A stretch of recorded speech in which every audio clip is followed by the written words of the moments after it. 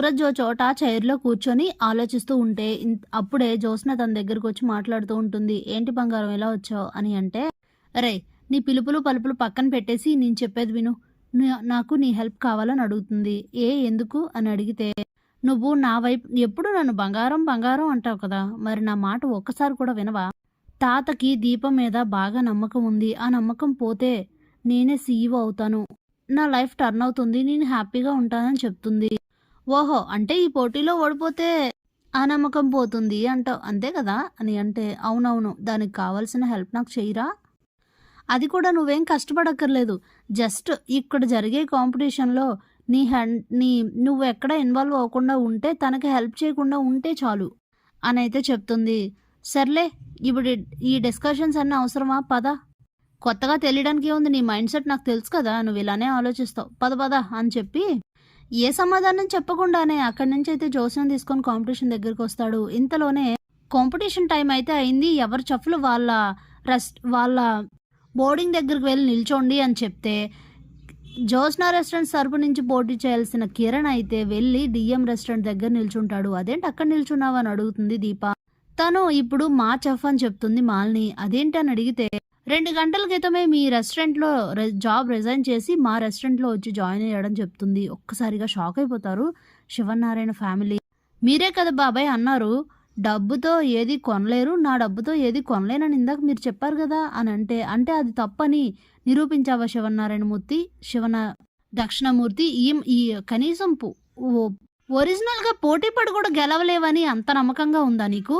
అంటే మాతో పోటీపడి గెలవలేవని మా చెఫ్ను కొనేశారనమాట అని మాట్లాడుతూ ఉంటే, మాకు అవసరం లేదు, తనే ఆ జాబ్ రిజైన్ చేసి వచ్చి మా రెస్టారెంట్లో జాయిన్ అయ్యాడని చెప్తే ఏం జరిగిందనేది ఇక్కడ అందరికీ క్లియర్గా అర్థమవుతుంది. నువ్వేం చెప్పక్కర్లేదు మాలిని అని అంటాడు శివనారాయణ.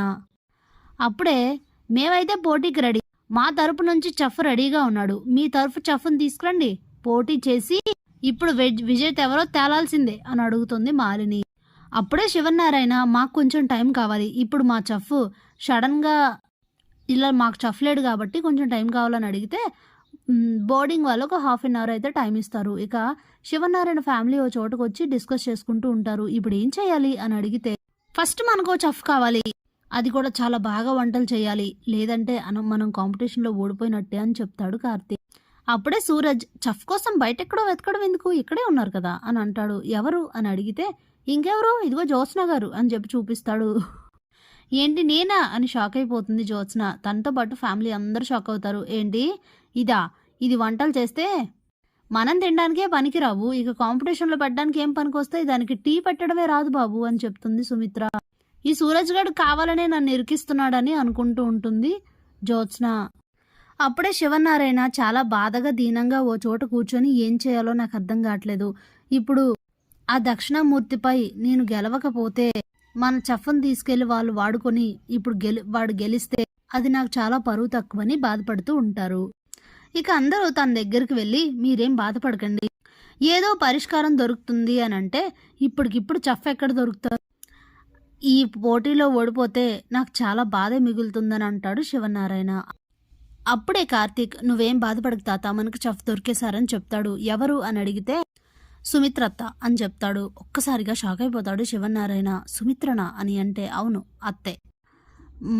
రెస్టారెంట్లో చెఫ్లు వంట చేయడం వేరు, మన ఇంటి వంట, అత్త చేతి వంట చాలా రుచిగా ఉంటుంది, కాబట్టి ఆ 5 వంటలు ఎవరో కాకుండా అత్త చేతే చేయిస్తే అని అంటే, అదేంట్రా మరి చెఫ్ కదా పార్టిసిపేట్ చేయాలి అని అంటే, చెఫే పార్టిసిపేట్ చేయాలని రూల్ లేదు, ఎవరైనా పార్టిసిపేట్ చేయొచ్చు. యాక్చువల్గా దీపని పార్టిసిపేట్ చేయమందాం అనుకున్నా, కానీ తను సీఈఓ కాబట్టి అబ్జెక్ట్ చేస్తారని అత్తని పార్టిసిపేట్ చేయమంటున్నాను అని అంటే, అప్పుడే సుమిత్ర అయితే, మొన్న శివనారాయణతో దక్షిణామూర్తి ఫోన్లో మాట్లాడిన విధానం గుర్తు చేసుకొని, నువ్వు ఈ పోటీకి రావాలి, మా చేతిలో ఓడిపోవాలన్న మాటలు గుర్తు చేసుకొని, నేను పార్టిసిపేట్ చేస్తాను, నేనే వంట చేస్తాను, నా చేత్తో నేనే వండి వాళ్ళకి ఓటమిని చవి చూపిస్తాను, ఈ శివనారాయణ కోడలంటే ఏంటో, నా మెట్టినింటి పౌరుషం ఎలా ఉంటుందో వాళ్ళకి నేనే రుచి చూపిస్తాను అని చెప్తుంది. ఇక దాంతో చాలా హ్యాపీగా ఫీల్ అవుతారు శివనారాయణ. నా కోడలు పార్టిసిపేట్ చేస్తే పక్కాగా ప్రైజ్ మనదేరా, అవార్డు మనకే సొంతం అవుతుంది అని డిసైడ్ అయ్యి ఇక లోపలికి అయితే వెళ్తారు. ఏరి తీసుకొచ్చారా మీ చెఫ్ని అని అంటే అని మాలిని వెటకారంగా అడుగుతుంది. అంత వెటకారం అవసరం లేదు, మా చెఫ్ రెడీగానే ఉన్నారు, పోటీ మొదలు పెట్టండి అని చెప్తాడు. ఇక సుమిత్ర వచ్చి వంట చేయడానికి అక్కడ బోర్డింగ్ దగ్గర నిల్చుంటుంది. సుమిత్ర వంట చేస్తుందని దాన్ని చూసి దక్షిణామూర్తి మాలిని ఇద్దరు షాక్ అయిపోతారు. అదేంటి సుమిత్ర వంట చేయడం ఏంటి అని అడిగితే, అవును అది మా ఇష్టం, మాకు సంబంధించిన విషయం, మీరు మాట్లాడాల్సిన అవసరం లేదు, ఎవరు వంట చేస్తే ఏంటి, మీకు కావాల్సింది కాంపిటేటర్ అంతే కదా అని అయితే చెప్తుంది సుమిత్ర. ఇక వంటల పోటీ అయితే మొదలవుతుంది. వాళ్ళు ఇచ్చిన 5 వంటల్ని అయితే సక్రమంగా సకాలంలోనే పూర్తి చేసేస్తుంది సుమిత్ర. 1 గంటకు మాత్రమే టైం ఇస్తారు, గంటలో అయితే పూర్తయిపోతాయి అన్ని వంటలు. ఇక గంట కన్నా ముందే కంప్లీట్ అయిపోవడంతో అలా చూస్తూ ఉంటారు. ఇక ఆ రెస్టారెంట్కి సంబంధించిన ఈ మెయిన్ జడ్జెస్ ఎవరైతే ఉంటారో ఆ జడ్జెస్ అలానే ఒక చెఫ్ని అయితే సెలెక్ట్ చేస్తారు. ఆ చెఫ్ అందరూ టేస్ట్ చేసి, మీ రెస్టారెంట్కి చివరి నిమిషంలో ఒక పెద్ద అడ్డుగడబడి మీరు పోటీలో పార్టిసిపేట్ చెయ్యలేరు అని అనుకున్నా సరే తనకన్నా కూడా బాగా వంటలు చేసి మీరే ప్రైజ్ గెలుచుకున్నారమ్మా, శివనారాయణ గారు కోడలు అనిపించుకున్నారు, బెస్ట్ వంటకం ఆఫ్ ది ఇయర్ అవార్డ్ అయితే జోస్నా రెస్టారెంట్కే వచ్చిందని చెప్తారు. ఒక్కసారిగా షాక్ అయ్యి తల కొట్టేసినట్టు అవుతుంది దక్షిణామూర్తికి. ఇక అవార్డు తీసుకుంటారు దక్షిణామూర్తి చేతుల మీదుగా శివనారాయణ. ఇక హ్యాపీగా ఫీల్ అవుతూ ఉంటారు అందరూ. అది చూసి మాలిని అస్సలు ఓర్చుకోలేకపోతుంది. మొత్తానికి శివనారాయణ ఫ్యామిలీ అయితే చాలా చాలా హ్యాపీగా ఫీల్ అవుతూ అవార్డు తీసుకుని అక్కడి నుంచి అయితే వెళ్ళిపోతారు. మాలిని అలాగే దక్షిణామూర్తి కోపంతో రగిలిపోతూ ఉంటారు. Thanks for watching.